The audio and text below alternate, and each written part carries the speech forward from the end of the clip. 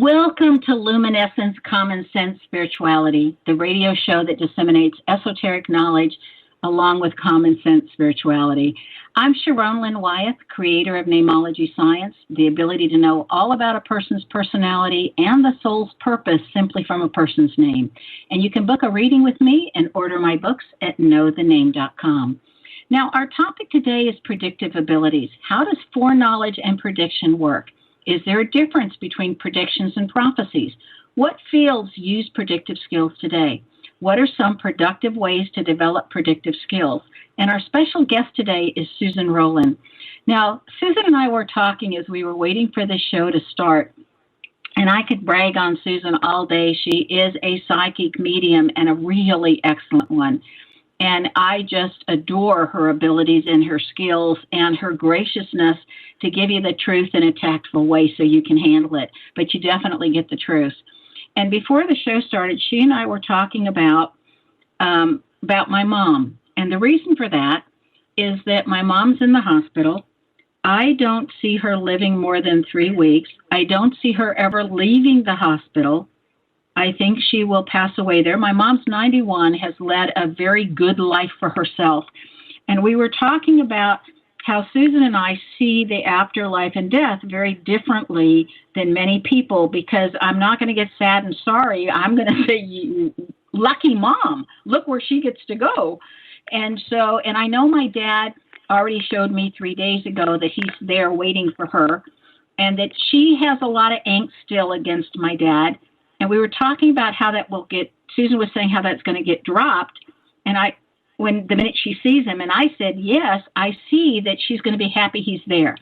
So I want to jump right into that first. And it is the predictive ability of being able to see when somebody's going to cross, or that time frame within there. And to look at parenting and how we associate with parents, or how we feel about parents, and the whole death thing, just real quickly before we get into more predictive things. So Susan, you were telling me some really juicy stuff right before we started. So if you would share that with our audience, I would just so appreciate it.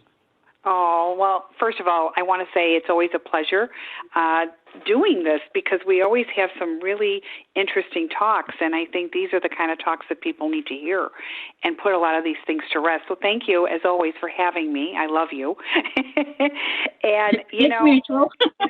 Well, I love that, seriously, and I think that's what's so important about having connections with people. When you have the right connections with people, it is very important to keep those connections thriving. So when you have somebody that you connect with, don't let them go.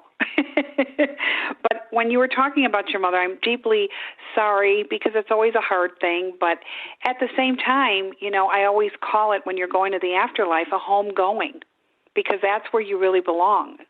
That's your long-term goal, is to go back home, which is the universe, the afterlife, to be with God. Your mother will start showing traces of in-between worlds, I call it, and she will start seeing loved ones around her.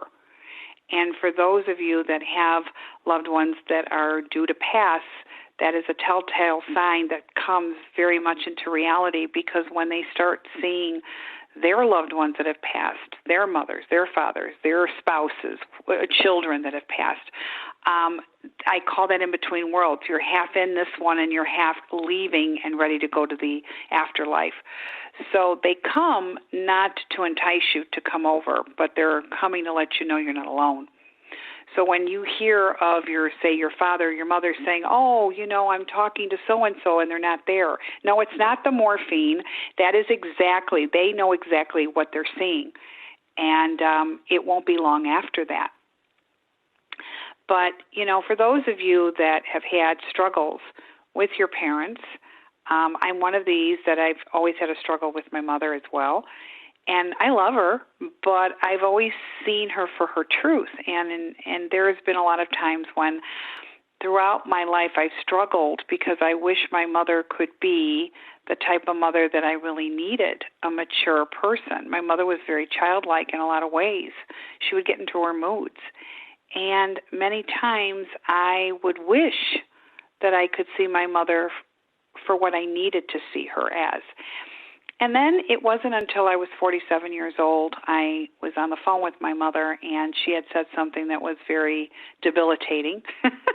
And I got so angry, and after I hung up, I was just so angry. But I was sitting at the kitchen table, and then all of a sudden a voice said, "Why are you expecting her to be normal?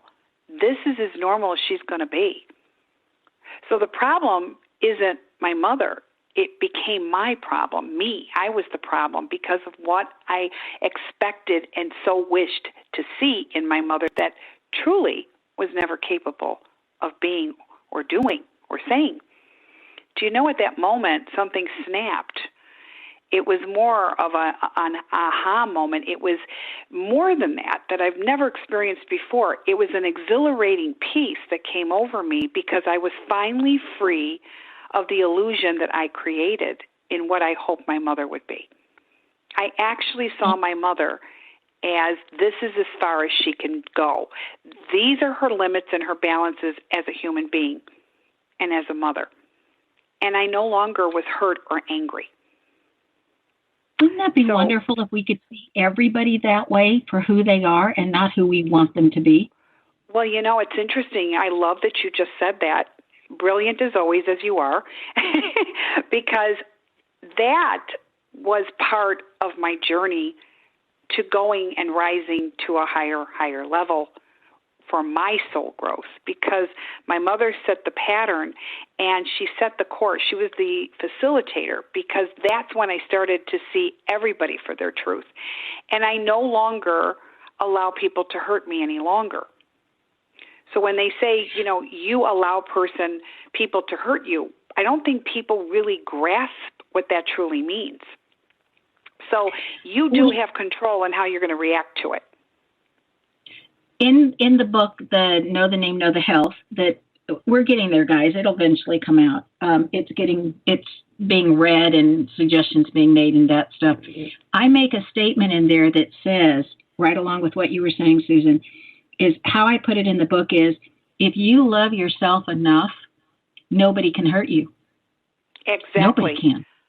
Well, that's just it. And nobody puts themselves to that degree of level. And you need to, because so many people, I think the way we are raised, we think and view that it's selfish, and it's not. It's protection. You literally have to protect yourself so you don't get to that degree of hurt where that hurt can destroy you.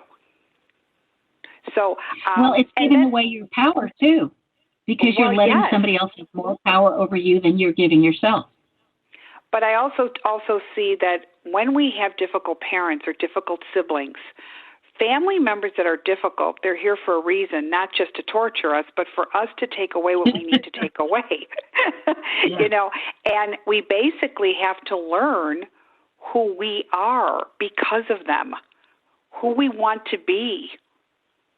So you're either going to continue the warped cycle that you were in, and when you grow up, you're going to be that way with your children, or you're going to break that cycle. But I tell everybody how important this is to really understand that and make your peace, instead of saying, she hurt me and I'm so this, and she treated my sister so much better and my brother so much better. Now, you know what? I have 3 brothers. My mother always treated them much better. But you know what? She's better with the males. She was better. I'm okay with it. Seriously, I'm okay with it. I'm not jealous. I'm not, regretful. I'm not nothing. I just look at her. This is who she is, and this is the best she can be. I'm just so grateful that I've made my peace with it, that she no longer makes me sad and angry and hurt. You want to know why? I love that I'm able to make my peace, because the next lifetime, my mother will be in it again, but I guarantee she will not be my mother or anybody in the immediate family, because the cycle's broken. I learned what I needed to experience, but I was able to walk away whole. I think that's so important to know, that when you can do that you're not stuck with that person in that immediate family again. Yeah, I mean, maybe she'll come back as my boss, but I can always quit my job.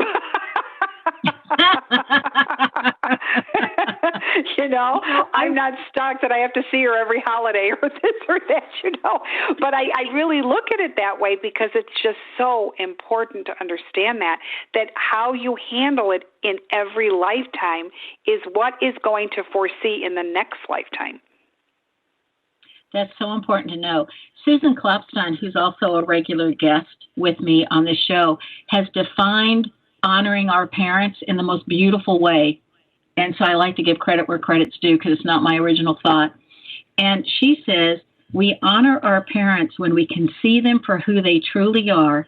We copy all the fabulous good aspects that they showed us, and we don't copy any of the rest. That's how you honor your parents. It's, did you ever see somebody, like I look at my daughter, and I've always said she has the best attributes from my husband and I, because she's such a whimsical, beautiful soul. She really is. She's not difficult at all. She's always happy. So I'd like to say that she's gotten the best, characteristics from us. It's kind of the same thing with your parents. Honoring them is taking away something that made you happy, something that they always said that always proved right, a saying that they always had, even though they're very far from perfect or you had not a good relationship. You can actually take the good, because many times, my mother was a very smart woman, and she said so many things that were on point, and she was also intuitive. I take that with me, and that's what I choose to carry with me. The good things. I don't need to hang on to the things that were horrible for me, because then I'm choosing to live in that horrible era. And so it's really, you can choose what you want to take away from and the memories that you want to have. It's very, very important. Well, and I think it's also something we were talking about before the show started, is that when we honor our parents or are appreciative of our parents, we can love them without liking them. We can appreciate what we learned from them without liking their modalities of how they taught us.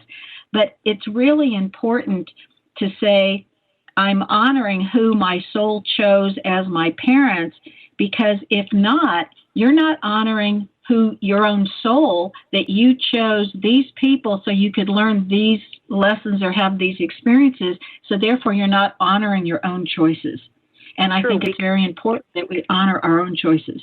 Very true, because the reason that people sometimes don't understand what you just said is because we have no recollection in our pre-birth assignment to what we chose. We have no memory of that.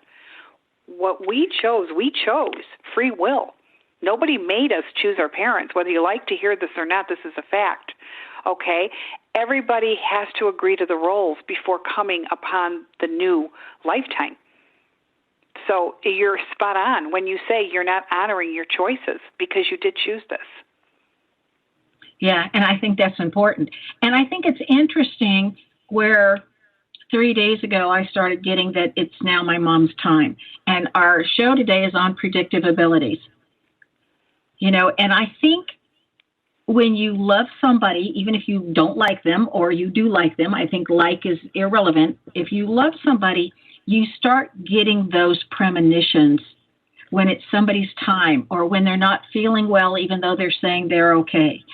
I think we tune into the people that we love, and we just know those things.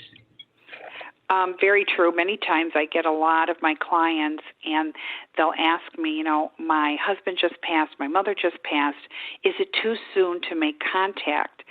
And I'm often very shocked when they tell me they've been to other psychic mediums and they say it's too soon. I'm like, who told you that? I can make contact with anybody. There's no time limit. Sometimes I'll even make contact with somebody that's in between worlds that hasn't passed yet, and I could say, hey, your father's not doing well. No, you're right. My dad's in hospice. I said, yeah, it won't be long now. They said, how did you know that? I said, because I just picked up on it. So it always is amazing to me how many psychic mediums will say, oh, it's too soon. That is, don't believe that. It's never too soon. There is no time limits to the soul.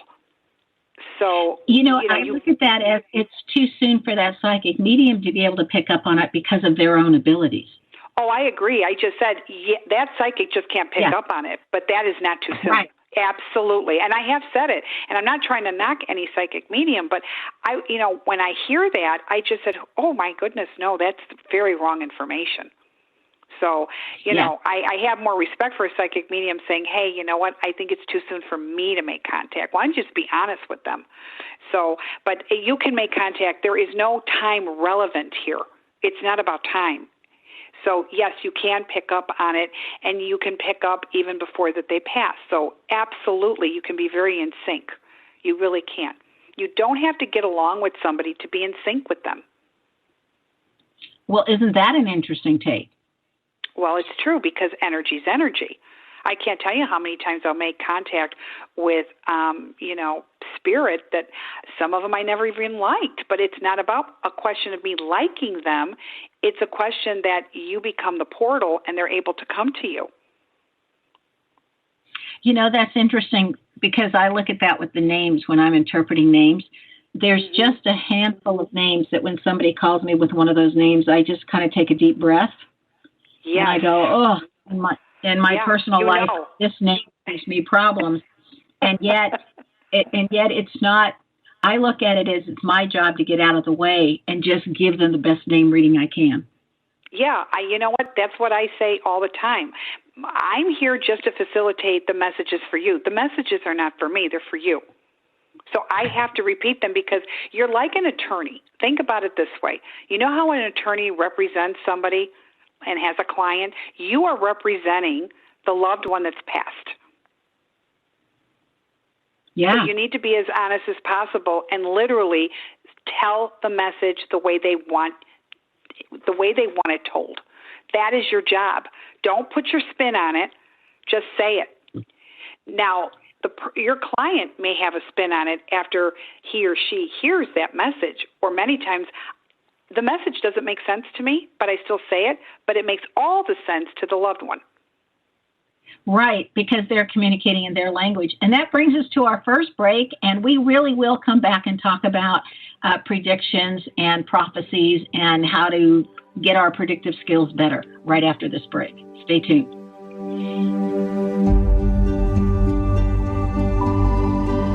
Your conscious connection to a more mindful world. Om Times Radio. IOM FM.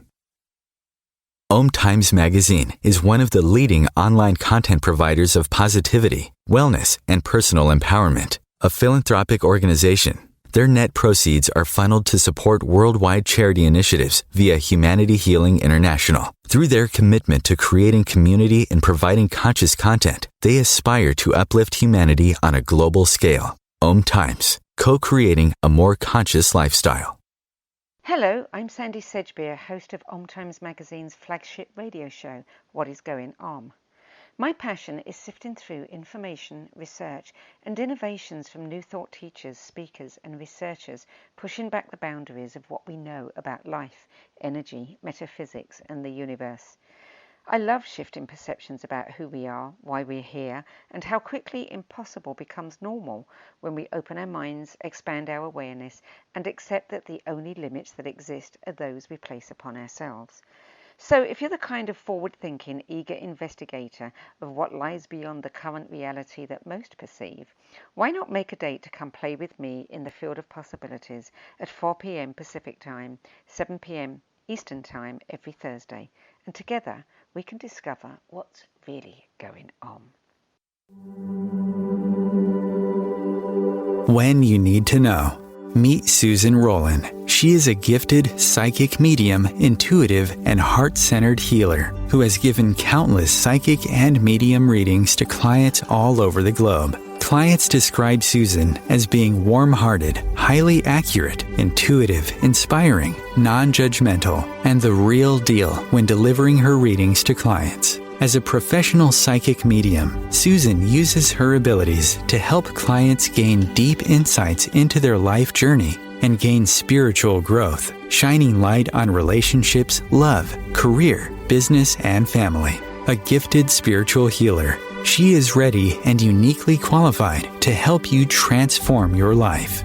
You may schedule an appointment with Susan via her website, susanrowlen.com.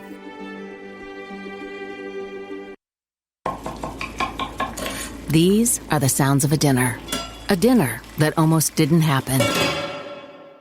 A dinner now served, thanks to people like you. Due to COVID-19, 17 million more Americans may face hunger. Feeding America is helping our neighbors in need. And if you're able, you can too. Donations are being accepted at feedingamerica.org/coronavirus. Brought to you by the Ad Council and Feeding America, 200 Food Bank strong.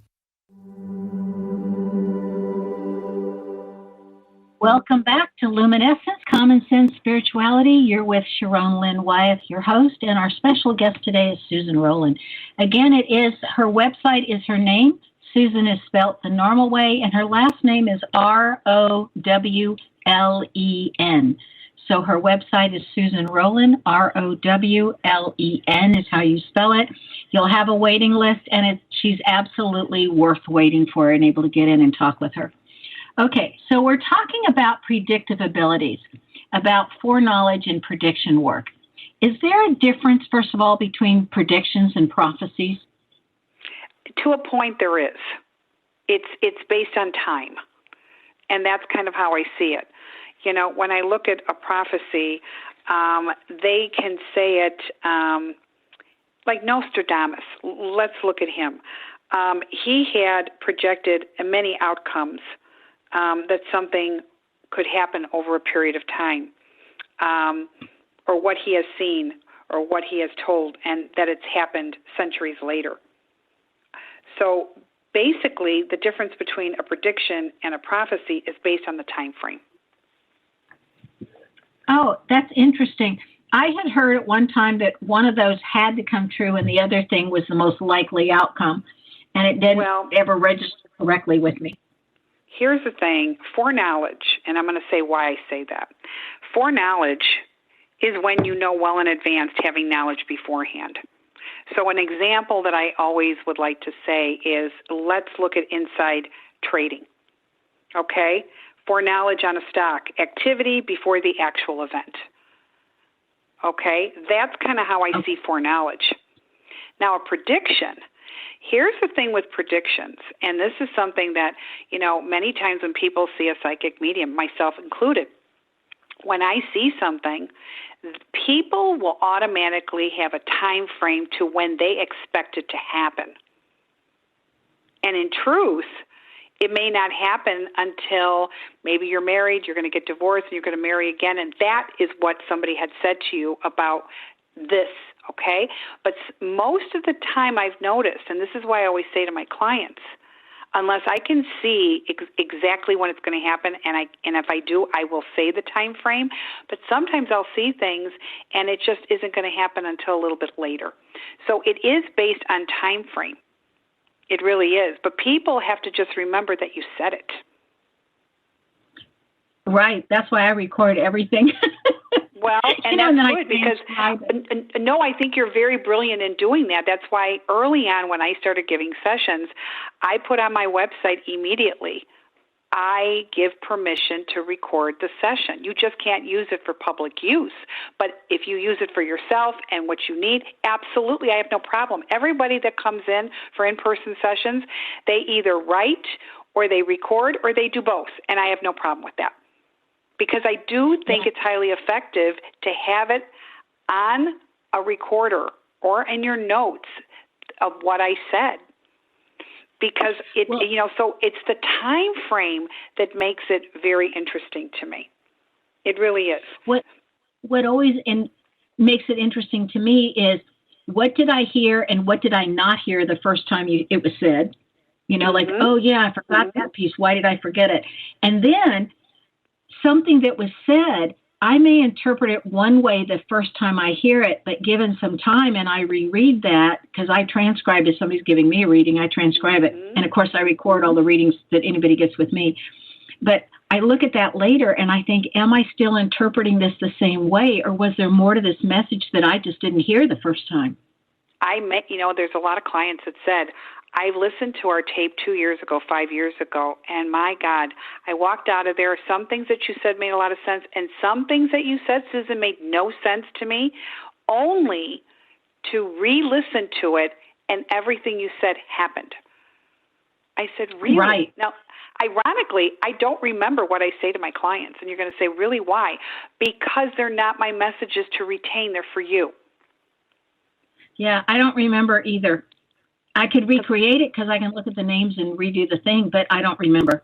Yeah, I don't either. And I say, could you enlighten me? What did we what did we talk about?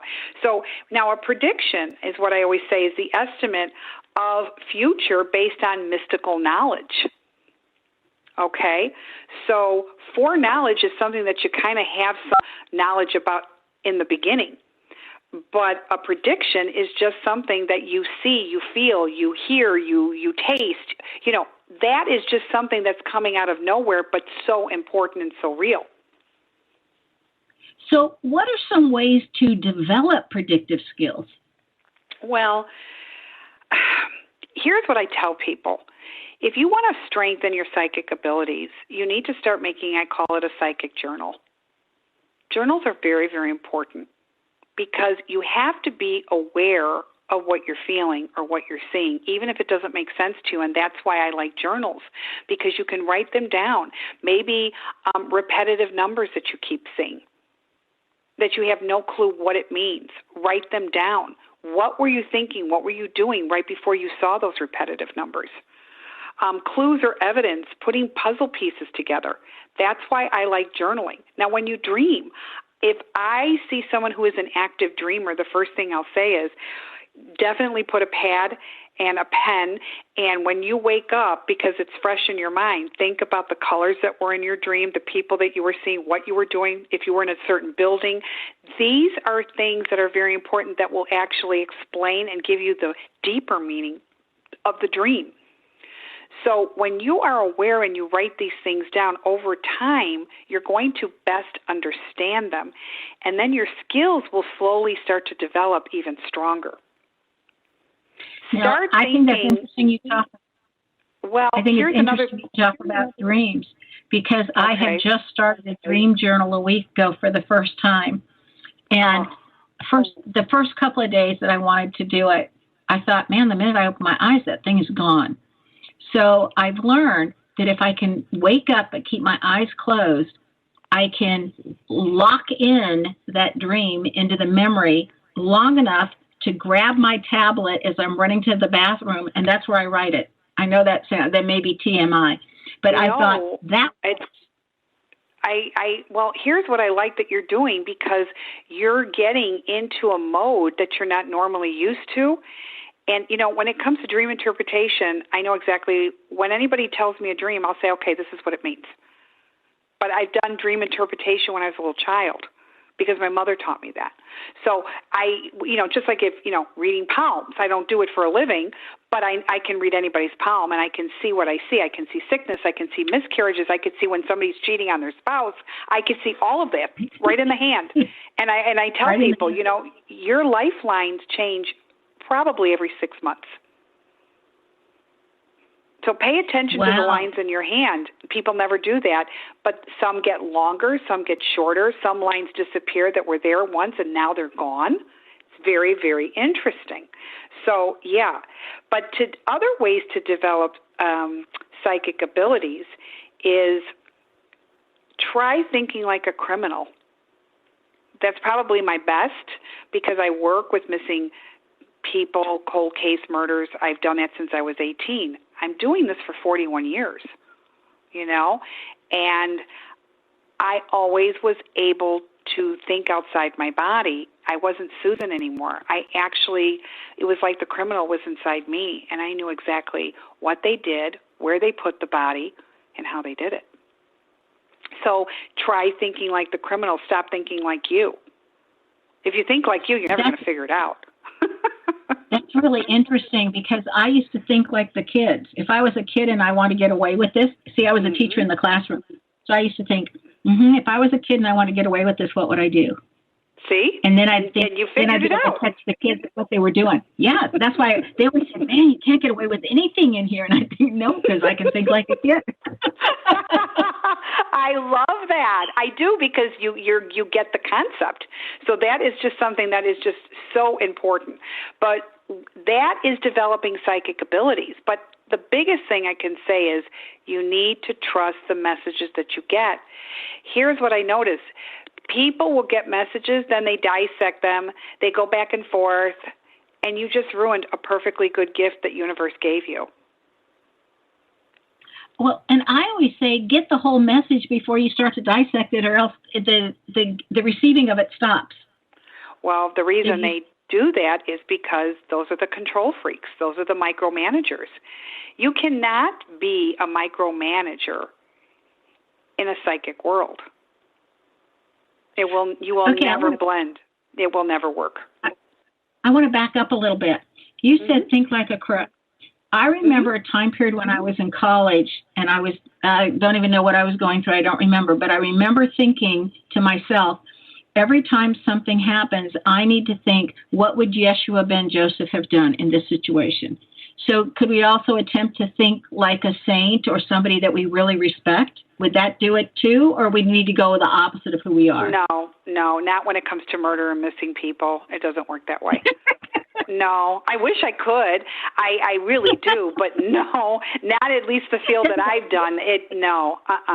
As soon as I actually think they give me this ability, because that's how I'm going to find them and find the bodies, or figure out, you do know how many times I have gotten state's attorneys to, exhume the body because they missed something? I can't tell you. And it's easy. They've gotten a court order. I remember I had one state's attorney, and I'll never forget it. He called me up, and because I told him he was looking for the wrong wife.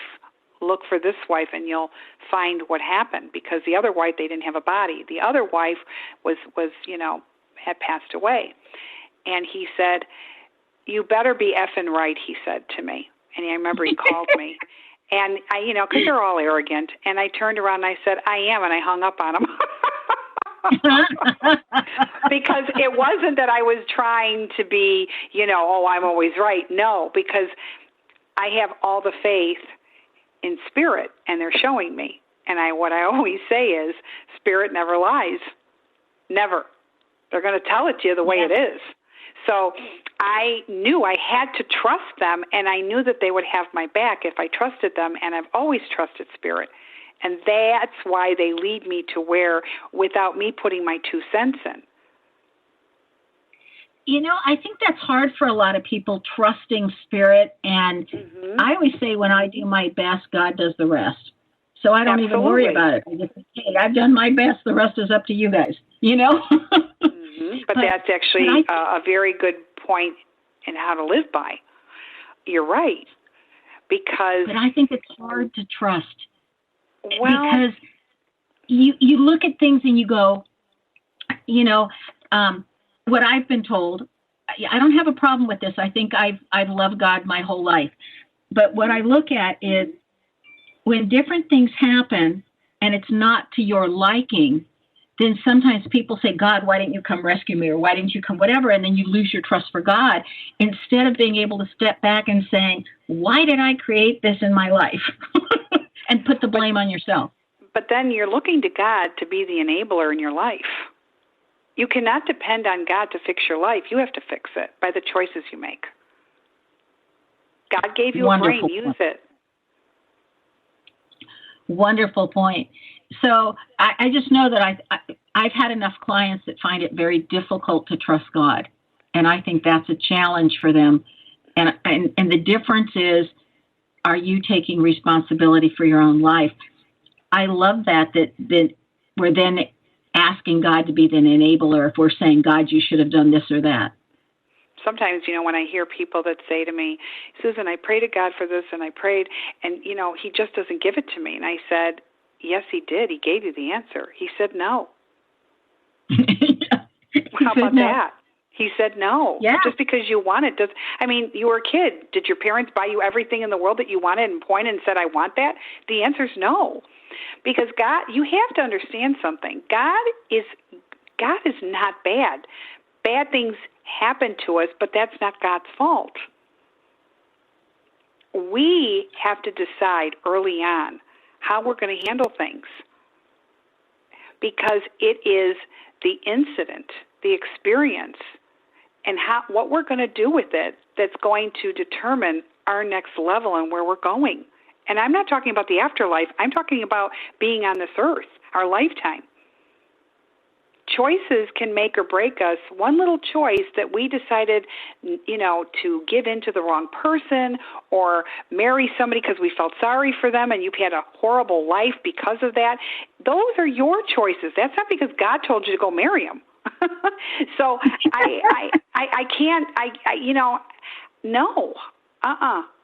No. And maybe you needed to marry that person. You had to go through that because then maybe you had to learn those things. But ultimately, it's your choice. It's okay to be mad at God. God can handle it. And yeah, but don't stay stuck in it. That. Oh, yeah. Not like stay stuck. Well, don't you find that people like to be bitter and stay mad because they like to use it as an excuse? Well, I think it gives them power where otherwise they're feeling powerless. Well, I kind of look at it is when they get mad at God, they can't look at themselves to what they should have done because that means they have to do the work. It's like a human being who wants to get out of, who never admits that they're wrong. Those are the people, number one, that will never grow. But those are the people that will never get it, because if they keep saying it's not my fault, they don't have to do the work. Well, they just get to postpone the work. I think they still have to do it. Okay, we're going to come back with more things on predictions and how to develop our predictive skills right after this last commercial break.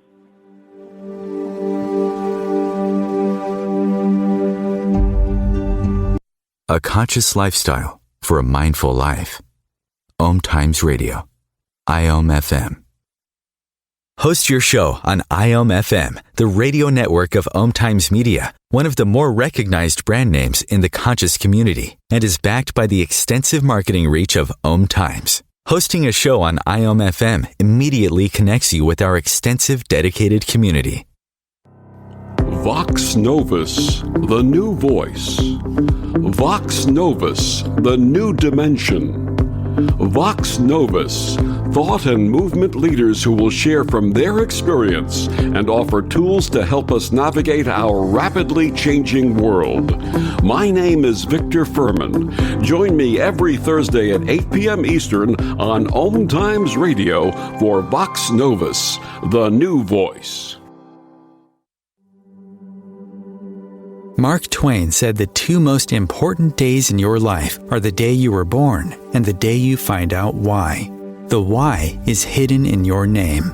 Sharon Wyeth has created a scientific way of deciphering your name to reveal your contract for this lifetime. And your name even specifies the 7 areas that are subsets of your soul's overall goal. Your name identifies who you are to both yourself and others. What does your name say about you? Contact Sharon Wyeth at info@knowthename.com for your stunning name review. The United States has the highest rate of incarceration in the world. At the Equal Justice Initiative, we believe mass incarceration has to end. There is this presumption of dangerousness and guilt that gets assigned to Black and brown people. We have to confront our history of racial injustice and commit to a new era of truth. There's something better waiting for us, something that feels more like freedom. Truth can inspire change. Please learn more at eji.org. Welcome back to Luminescence, Common Sense Spirituality. I'm Sharon Wyeth, and our special guest today is Susan Rowlen. And you can reach Susan through her website, which is her name. It's just Susan, S-U-S-A-N, and the last name is spelled R-O-W, like you're going to row a boat, and then L-E-N, so SusanRowlen.com. Okay, so Susan, coming back to predictive abilities, if you wanted to develop your own prediction abilities, could you take a deck of cards with somebody and have a friend and have them hold up a card and you're only seeing the back of it, and you put down what you think it is, and then see if you were right or wrong on the suit or the number, and see if over time you improved? Would that be a way of helping to develop predictive abilities? You can, but everybody's different. It's just like everybody learns different, so you can't really think that that's going to do it. That kind of reminds me of a magician trick, not a psychic trick. I kind of look at it as what you have to do first is when you want to start doing that, you've got to unblock what's in your past as well as what's in your present. You need to discipline your mind to what you let in and what you let go. This is very, very important, because when you have things that are still lurking, that will compromise the messages universe is trying to send you, because you're putting these individual blockers up. So you really do have to clear your mind. So if you're trying to develop psychic abilities, you can't be thinking, Aunt Edna, she did something bad to me, or my mother was terrible, or my father was an alcoholic and I never got over that. Well, then it's not going to do that, because your portal might be opening, but you're going to be bringing in a lot of negative energy. So if you're really a person that really wants to develop it, do the journal, like I said. Start clearing your past as well as your present, because you have to make room for the right answers to come through. This is very important. Okay. I got a joke that goes with that. Mm-hmm. When you don't get the answers that you want, you're simply asking the wrong questions. True. You've got to adjust the question to make it fit that answer. You know what? That's true.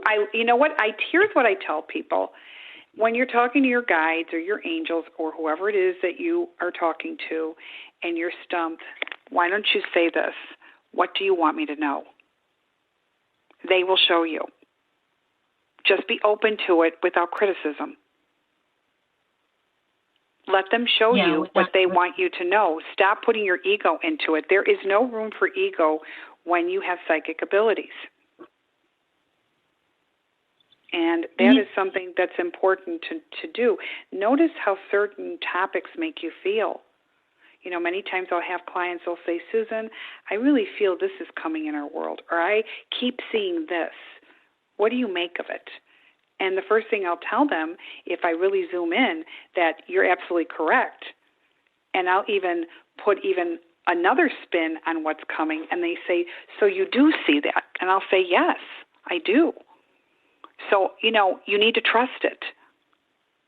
You need to trust it. Many times before COVID, I remember I had this lady, and we did a reading, and she says, I keep getting that I'm supposed to buy a lot of food, and I'm supposed to buy a lot of paper goods, and I don't know why. And I go, well, then just do it. She goes, but why? I go, it's not for you to know right now. You just need to trust the clue that they gave you. So 2 years later, we had COVID, and she says, oh, my God, Susan. She said, I stacked up. I am so glad, because I live in a little town. When COVID came, we had nothing. There were empty shelves for months and months and months, and it all made sense. So there you go. There's a perfect example. Sometimes you won't know the answer, but you just have to trust what you are getting. And if you do, I always say universe is like scavengers. They're going to give you a clue. And if you honor that clue without defying that clue, they're going to send you the next and the next and the next. And then pretty soon you are going to have the whole canvas of all your puzzle pieces. That's a cool way of looking at it. Does meditation help? It does for some. It does. And then for others, I always say, do what you love, and then your messages are going to come. I never have to sit still. It's funny. When I'm in the shower, I get everything. But when I'm doing my hair, I'm doing my makeup, all of a sudden they're coming. And they're very noisy, because I get one message after another, and I'm like, oh, my God. I mean, they're noisier than the blow dryer itself when I'm drying my hair. And I'm like, okay, so am I meditating? I'm far from meditating. I'm getting ready in the morning. I'm on a time schedule, but yet they're coming. So everybody gets it different. But if you're a person that really is in sync with meditation, absolutely do it. If you're an avid gardener and you like working with the earth and you get your messages that way, by all means do it. If you're a good swimmer Are you like going to the beach? You may be getting your messages by doing that act. So everybody is different. Here's another thing I've learned. There's so many workshops and I don't know what you call them, but like, some psychic mediums, they have these things where master classes, that's what I wanted to call it. And they try to teach people these things. I'm for the master class and sometimes I'm not, because you're teaching them your way. Your way may not work. Right. So I think what you need to teach is how you're going to get it to work for you, not with what's worked for you, for the other person. So, it depends how they're going to teach you, but everybody is going to react differently. Everybody is going to react differently. I never took a master class in my life, and I'm so glad I never did, because the more I stayed away from it, the more my abilities came through. I remember when I used to do expo centers, and you'd have all the psychic mediums on the first floor in a corner there. And my husband would say, okay, here's the layout. Where do you want to be? I says, I want to be on the second floor by myself. And I, honest to God, and this is, you can ask anybody, I would have a waiting line of 3 to 4 hours, people waiting in line for their 15-minute sessions with me, because when you're at an expo, you can't go on and on and on because you've got people. And you know what? Those psychic mediums downstairs, my husband said, they were twiddling their thumbs playing cards. I said, see, so sometimes I need to be away from everybody's energy. I don't want their energy. I want to just zoom in on what I get. Very, very important. So understanding who you are and what works for you is how you're going to develop your gift even more. Don't worry about being like everybody else. So real quickly, because we don't have much time left, Susan, how do you protect yourself so that you're not receiving from an entity or a spirit that you don't want to receive from? A lot of different ways. It isn't just one thing. Number one, I'm big on saging, and I only use white sage. I don't care if you don't like the smell. I have many people go, but I don't like the smell. I say, well, you're used to wearing a mask. Wear a mask when you're saging, okay? Because that's what you have to do. My husband can't, he's very allergic to white sage, but he has never once said don't sage the house because he knows the difference and he feels it. Okay, so definitely white sage, okay, and then you do Palo Santo. White sage takes the bad out, Palo Santo puts the good in. Another thing that I have learned and done, I'm very, very close to Joan of Arc. I've seen her, and she is a love of strength, a pillar of strength. When anybody is getting too much to me energetically, I visualize my whole body, including my face, my whole body, of a suit of armor, and anything that comes will bounce off my armor, and I see Joan of Arc spreading that yellow light all over me. It works. I'm very close to the angels. Archangel Michael is wonderful, but there's so many other archangels that you can pray to. The number one thing is understanding these angels and knowing what they do and what they specialize in. They are extensions of God's, and God taught them to be the messengers, okay? People say, oh, I don't believe in angels. You can talk to God. Yes, you can talk to God, but don't ever rule out the power of an angel that God created, okay? So it is very important to know what they specialize in. I do have a YouTube channel, and I have a whole YouTube section on the angels, and it's very, very enlightening. You just do Susan Rowlen YouTube, and it'll pop right up. Yeah, I have an angel number sequence, so if those of you that get your messages through numbers, you'll get that. Archangels, saints, all of that, you'll know what they specialize in. That's very important. And it's also very, very important to understand how one person can make you feel.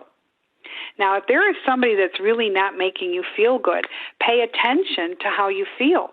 That's another way to strengthen your intuitive side. If somebody is making you feel like on top of the world, such as when I'm with Sharon, I just feel exhilarated. It's the truth. I do. And I feel so good that I'm still smiling when I'm in the car going home when I just got to see Sharon or we had a phone call. Why? Because we connect and she never tries to overshadow or take something away. She totally understands it, and she has a wealth of information in the most loving of ways. So for me, you're recharging my battery spiritually. Pay attention to that. So when you are around people that bring out the best in you, those are the people you want to circulate, because more of the good messages are going to come through. If people I'm delighted I can be of service. Oh, my God, it's the truth. We're almost out of time. Do you have anything going on right now that you want to tell everybody about real quickly, or like a radio show or any seminars that you're coming up with? Well, let's see. I am doing free psychic readings on Kendra G, and it's going to, if you go on my Susan Rowlen Facebook, you'll see everything that I'm doing. I'm doing that, I believe, I'm looking on the 20th, and that's going to be on Instagram from 6 p.m. Central Time. Friday, February 25th, I'm doing an Angel Series workshop with Jen Weigel, and that starts at 7 p.m. Central Time. I'm trying to think what else. Really cool stuff coming. I'm doing a workshop about children. What do you do when you have an intuitive psychic child? That's really, I'm doing that on April 29th. Intuitive children. What do we do with them? Okay. And that's at 7 p.m. It will be all on Facebook. Yeah, and it will be also on my Instagram. So I say just periodically look. It'll all be there, and you can sign up. There'll be links, and it's very affordable, and we're going to do this all on Zoom. Fabulous. Thank you so much for joining us again. Okay, everybody, this is our last time on Om Times Radio. As of next week, we are back on BBS Radio. Same time, same date. Everything else is the same. We're just moving stations. And Ohm's Times has been marvelous.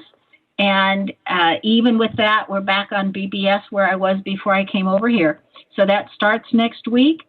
Stay tuned. And next week, we're going to have Lincoln Gergar. You're not going to want to miss that show. He's another amazing person that I would love to share with you and introduce you to. All right. We always end our show with the music Shine by Dee L'Amour. And so with that, this is Sharon Wyeth signing off.